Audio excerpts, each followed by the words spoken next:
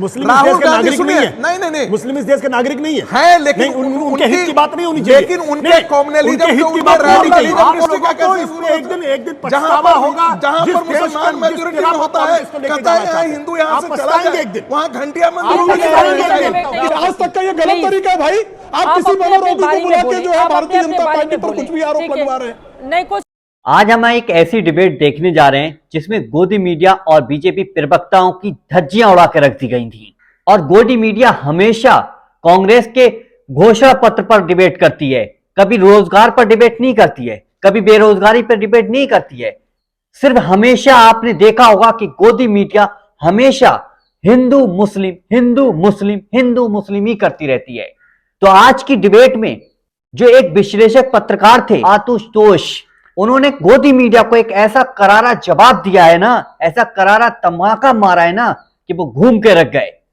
तो इस पूरी डिबेट को शांति के साथ सुनते हैं और आप भी अपने कमेंट में राय जरूर दीजिएगा। और गोदी मीडिया का आप विरोध करते हैं तो लाइक करें और चैनल को अभी सब्सक्राइब जरूर करें। कहते हैं बाजार का मॉडल कहते हैं, इसीलिए नेहरू और गांधी परिवार तक जो है उसे हिंदू ग्रोथ रेट कहा जाता था। 3.6%, 4.2%, यही देश का ग्रोथ रेट हुआ करता था। हाँ। आज की तरह 7.6%। आप मत दिखाइए फर्जी, आप डेटा लेकर के चलते हैं।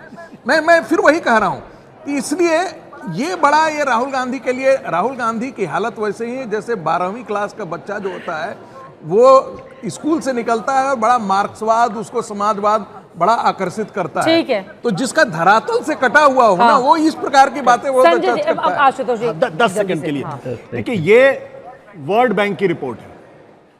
ये कब का है? कब का है ये वर्ल्ड बैंक? कब का है? एक मिनट, मैंने इंटरनेशनल मॉनेटरी फंड की बात की है। मैंने एक बात कब का है? अरे कब का ये डेटा तो बताओ। बात तो कह लेने दीजिए। ये इकोनॉमिक टाइम्स की रिपोर्ट है। ये कब की रिपोर्ट है? 2011 की। क्या लिखा हुआ? India became third largest economy in 2011। World Bank की रिपोर्ट। ये वर्ल्ड बैंक की रिपोर्ट है और ये इकोनॉमिक टाइम्स ने इसको रिपोर्ट किया। India displaces Japan to become third largest economy in terms of PPP World Bank. 2011 की बात कर रहा हूं। तो आप जो मेरा कहना ये है, मजेदार बात है। हाँ। और आप मान भी लेते हैं क्या? अरे भाई, मैं इकोनॉमिक टाइम्स की रिपोर्ट की बात कर रहा हूं। मैं तो आपको आपके अपने आरबीआई के डेटा की मैं बात कर रहा हूं। मैं तो दुनिया में नहीं जा रहा हूं।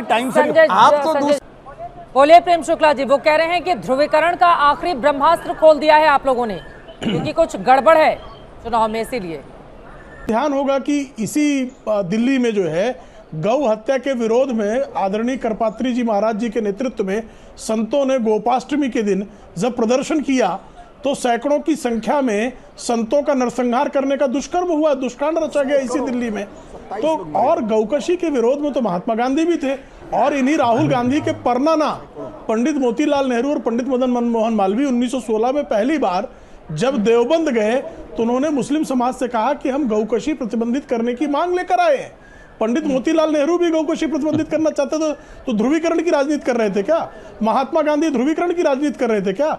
विनोबा भावे ने पूरा जीवन अपना जो है गौकशी रुकवाने के विरोध में बातें करके की, तो क्या विनोबा भावे जो है, जो प्रथम सत्याग्रही थे महात्मा गांधी के, वो ध्रुवीकरण की राजनीति कर रहे थे क्या? दुविधा है? देखिए, इससे बिल्कुल स्पष्ट है कि भारतीय जनता पार्टी को कहीं ना कहीं इस बात की भनक है कि जो उम्मीद उनको थी वोटों को लेके वो नहीं आ रही।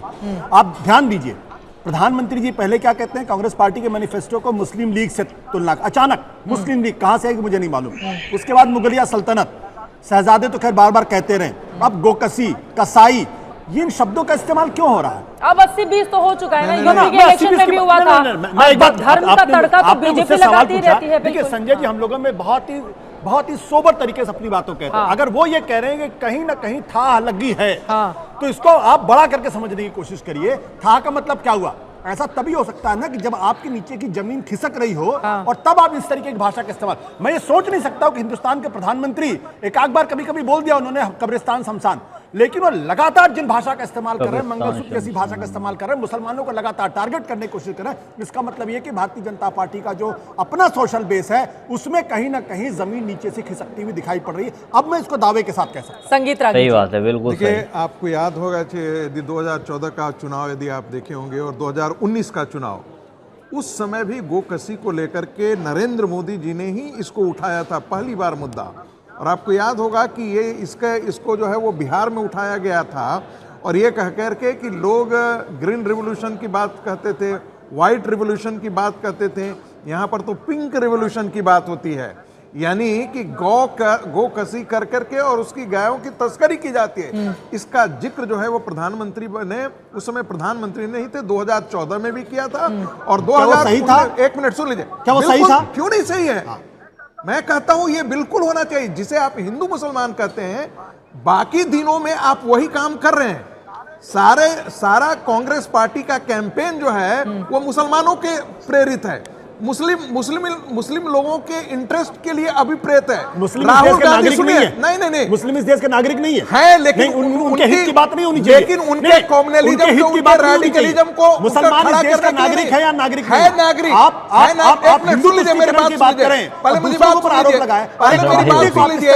मुस्लिम इस देश के तन से जुदा होने का नारा नहीं लगा सकता और ये देश को तोड़ने वाली बात है। हिंदू मुस्लिम चल रही है। मुसलमानों ने देश को तोड़ा था और मुसलमानों ने आज भी इस बात की मुस्लिम भर्त्सना लीग होनी की चाहिए को कि है, जिस तरीके से एक कम्युनिटी को टारगेट किया जा रहा है, एक कम्युनिटी को जिस तरीके से टारगेट किया जा रहा है, कम्युनिटी कहता है कि शुक्रवार के दिन स्कूल खुलेगा। एक कम्युनिटी जहां मेजोरिटी होता है, कहता है कि हिंदू लोग यहाँ पर हिंदी नहीं बजाएगा। करते रहिए, इस बात हिंदू खतरे में करते रहिए, लेकिन आप मुसलमान के बारे में एक शब्द नहीं बोल सकते। क्यों बोले? क्यों नागरिक नहीं है? क्यों बोलना चाहिए? नागरिक नहीं है वो, इसलिए कि जहां मुस्लिम नागरिक नहीं है वो, आप इसलिए कि जहां मुस्लिम मेजोरिटी में होता है वो पूरी तरीके से डिवाइड करना चाहता है। कश्मीर उसका उदाहरण है, कश्मीर उसका उदाहरण है। मल्लापुरम डिस्ट्रिक्ट का निर्माण कैसे हुआ था आप बता सकते हैं? मल्लापुरम डिस्ट्रिक्ट का कैसे हुआ?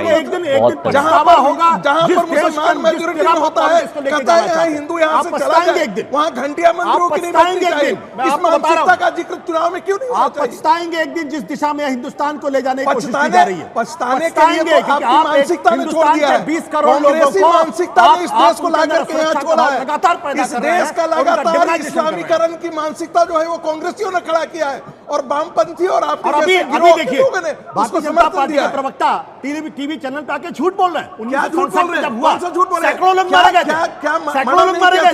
क्या श्रीमती गांधी ने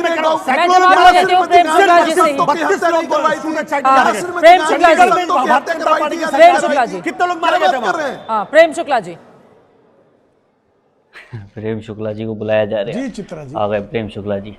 आशुतोष जी कह रहे हैं कि आप गलत आंकड़े लेकर आए हैं, ये कहते हुए कि सैकड़ों लोग मारे गए थे। गूगल करिए और जो 1967 में जो संसद मार्ग पे जो हुआ था, कितने लोग मारे गए। और अगर वो गलत निकलेगा तो प्रेम शुक्ला जी माफी, नहीं तो मैं माफी मांगूंगा। सैकड़ों लोगों की हत्या लाशें तक नहीं दी गई। कश्मीर से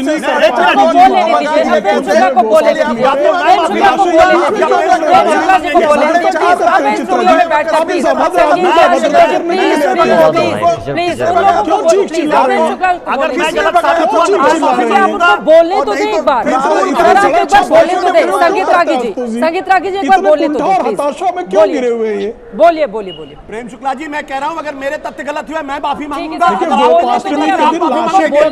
की लाशें तक नहीं दी गई। एक बार बोलने दीजिए आशुतोष जी। इतना भयंकर हिंसक तांडव हुआ था कि लाशें तक संतों की नहीं दी गई थी। पूजनी करपात्री जी के महाराज के नेतृत्व में गोपाष्टमी पर प्रदर्शन करने आए संतों की लाशें तक नहीं दी गई थी। 32 लोग मारे गए थे तो आप माफी मांगेंगे? आप हैं कौन भाई? खामखा आप हैं कौन? आप हैं? अरे मैं कह रहा हूं आपसे, आप गलत तथ्य बयान कर रहे हैं। आपके माफी मांगने आप गलत तथ्यों का बयान कर रहे हैं। आप हैं कौन? मैं सत्य बोल रहा हूं। चुनौती देता हूं टेलीविजन के ऊपर। मैं सत्य बोल रहा हूं और बार-बार बोलूंगा इस सत्य को। आप हैं कौन? खामखा। अरे भाई ये चित्रा जी इनको कहां से पकड़ के लाती? इनको किसी जो है मनोरोगियों के किसी अच्छे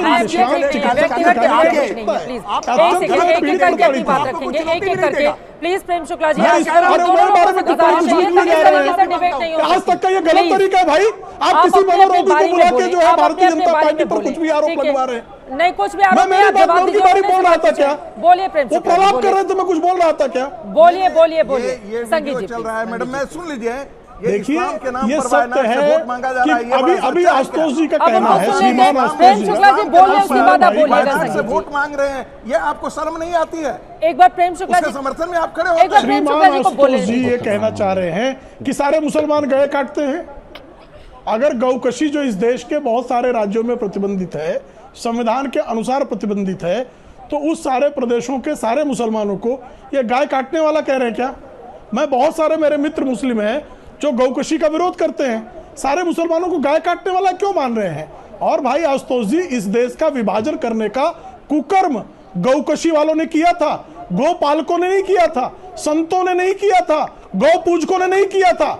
जो गाय काटने वाले थे ना, अभी आपने पूरी डिबेट सुन ली। अब आपको डिबेट में कौन सी ऐसी चीज लगी जिस पे आपको बहुत ही ज्यादा गुस्सा आता होगा कि सही बात हमारे तक नहीं पहुंचती है, गलत बात को पहुंचाने के लिए बहुत ज्यादा प्रचार किया जाता है। और कभी भी आपने देखा होगा कि रोजगार, न शिक्षा, न स्वास्थ्य, न नौकरी पर भी डिबेट नहीं होती है, सिर्फ हिंदू मुस्लिम पर ही डिबेट होती है। और उसका कोई करारा जवाब देने आ जाता है ना, तो उसकी आवाज को दबा दिया जाता है, उसकी आवाज को सुनाया ही नहीं जाता है। बस गोदी मीडिया एंकर जो होते हैं ना, जो पहले से प्लान कर कर बैठे होते हैं ना, सिर्फ वही बात चलाते हैं और उसको देखकर पब्लिक जो होती है ना बहुत ज्यादा गुमराह हो जाती है। गोदी मीडिया एंकर ऐसे ऐसे आंकड़े लेकर आते हैं ना कि जिनको सुनकर आप हैरान हो जाते हैं।